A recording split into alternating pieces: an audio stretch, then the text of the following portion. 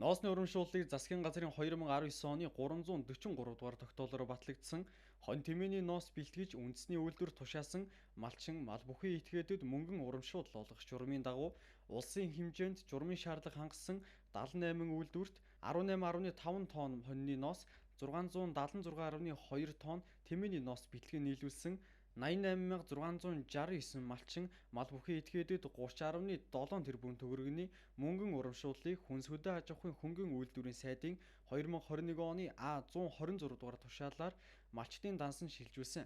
Үүнээс Орхон аймгийн Баян Өндөр Жаргалант сумын 48 малчин мал бүхий этгээдийн 7.1 тонн хоньны ноосыг Эрдэнэ Текст компанид нийлүүлж 10.6 сая төгрөгийн урамшуул олгосон байна. Монгол Улсын засгийн газрын газраас батлагдж гарсан 343 дугаар тогтоолоор үндэсний үйлдвэрт ноос, арь ширээн тушаасан малчин мал бүхий иргэдэд мөнгөн урамшуул олгох журам батлагдж гарсан байгаа. Энэ ажлын хүрээнд 2020 онд Орхон аймгийн хэмжээнд 49 өрхийн 7100 тонн ноосонд 10.6 сая төгрөгийн урамшуулыг өнгөрсөн 7 хоногоос эхлээд хүнс хөдөө аж ахуйн хөнгөн үйлдвэрлэлийн сайдын 126 дугаар тушаалын дагуу малчдын дансанд нь олгож эхлээд байна. Ерөнхийдөө бол гүйцэтгэлээр бол манай аймаг 48 малчин мал бүхий өрхийд 10.6 сая төгрөгийн урамшуулыг бүх малчдын дансанд олгосон. Нэг өрх бол авууг нэр зөрсөн алдаатай тохиолдол гарсан. Үүнийг залруулад холбогдох газрууд нь хөрвүүлэн ажиллаж байна. За энэ ноосны урамшууллын хувьд бол 2011 оноос хойш малчтад ноосны урамшууллыг олгож ирсэн. Энэ нь болохоор малчид үндэсний үйлдвэртэй ноосоо тушаасан тохиолдолд их нийлжид урамшууллыг хамрагдана.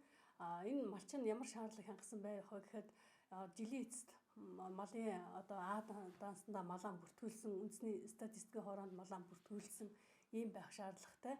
Хоёрдугаарт нь болохоор энэ үндэсний дансанд малаа тоолуулсан хонинд нь харьцуулж өгдөг. Жишээ нь 100 хонь мал тоологдсон бол нэг хонь Монгол хоньны үйлдвэр ом хөшлүүдийн малууд нь ноосны гарц нь өөр байдгийг. Монгол хонь жишээ нь бол 1.2 кг ноос олгоно гэх юм бол 100 хоньноос хичнээн ноос авах боломжтой вэ гэж тооцоолж үзүүлээд програмаас шууд програмд оруулах боломжтой. Тэгээд оны жилийн эцэст нь харьцуулж ноосны урамшууллыг тооцож програмаар тооцож гаргадаг байна.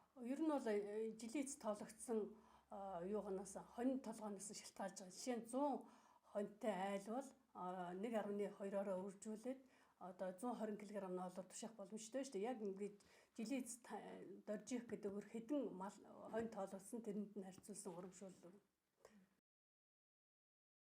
Ноосны урамшууллыг засгийн газрын 2019 оны 343 дугаар тогтоолоор батлагдсан хонь тэмээний ноос бэлтгэж үндэсний үйлдвэр тушаасан малчин мал бүхий этгээдэд мөнгөн урамшуул олгох журмын дагуу зохион байгуулан олгох бөгөөд урамшууллын баримтыг татврын цахим төлбөрийн баримт буюу баримтаар бүртгэн баталгаажуулна.